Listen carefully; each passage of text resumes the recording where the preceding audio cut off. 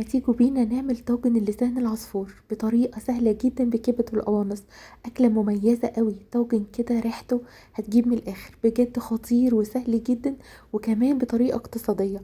أنا اسمي مروة، لو أول مرة تشوفيني وتتابعيني متنسيش تشتركي في القناة وتفعلي جرس التنبيهات عشان إن شاء الله يوصلك إشعارات بوصفاتي الجديدة. لسان العصفور يا جماعة مش للشرب بس، هنعمل بيه أحلى طاجن. يلا بينا نشوف هنعمل ايه. في طاسة على النار هنحط بقى فيها معلقة محترمة كده من الزيت. هننزل طبعا بالقوانص بس في الاول، طبعا غسلينها كويس جدا بالخل ودقيق وعصير الليمون، ونقعينها كمان فيه مش اقل من ربع ساعة. تمام. اول ما تتشوح بالشكل ده ابتدي انزل بفنجان من المية وهغطيها. هسيبها بقى تاخد وتدي مع نفسها كده عشان نتأكد انها استوت تقريبا 3/4 سوا. في المرحلة دي هبتدي انزل بقى بالكبد بتاعتي، برضو غسلاها كويس جدا. انا ما بقطعش الكبد. تمام. هنزل كمان ببصلايه كبيره متقطعه وتلات اربع فصوص من الثوم، وهنشوح بالشكل ده. التوابل بقى سهله وبسيطه. هحتاج رشه صغيره من القرفه ودي بتفرق جدا، وكمان توم باودر، وكمان بهارات وفلفل اسود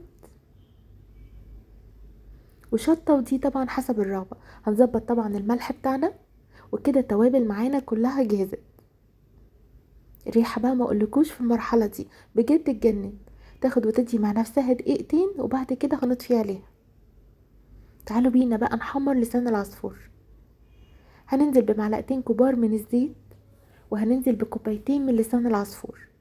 اهم حاجة واحسن حاجة ان انتوا ايدك ما تقفش منها خالص، يعني عايزين تستمروا في التقليب، مش عايزينها تبقى لون ولون او حباية وحباية. تمام. هحتاج كمان مكعب من مرقة الدجاج، ودي بتودي بقى الوصفة في حتة تانية خالص، بتعلي التست جدا. هستمر في التقليب لحد ما اخد اللون الذهبي في كل الحبات بالشكل ده. شايفين؟ هنزل كمان بمعلقه من معجون الطماطم او الصلصه واستمر في التقليب، وبكده معانا خلاص جاهز. حطيتها بقى في الطاجن بتاعي. هنزل بقى بمرقه فراخ لو متوفر عندك، لو مش متوفر عندك تقدري تعملي ميه وتحطي عليها توابل، وكمان مرقتين دجاج. تمام. هنزل بعد كده بقى بالكبد والقوانص اللي احنا مشوحينهم، وعلى فرن يكون سخن جدا درجه حراره 200.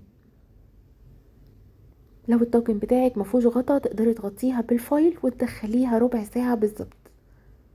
خطيرة يا جماعة، الريحة بقى ما اقولكوش بجد تجنن، حلوة جدا. لسان العصفور مفلفل قوي وطعمه فعلا حكاية. والكبد والقوانص حلوة قوي، تقدري تستبدلي على فكرة كبد والقوانص بلحمة او كمان لحمة مفرومة، المتوفر عندك تقدري تعمليه. وصفة فعلا تجنن، لازم تجربوها. شايفين الطعامة؟ فعلا من الوصفات السهلة جدا وكمان اقتصادية في الظروف اللي احنا فيها دي. جربوها، حلوة قوي كمان في رمضان. كل سنة وانتم طيبين ورمضان كريم. لو الفيديو عجبك شيريه مع صحابك، وياريت تعملي لايك للفيديو. باي باي.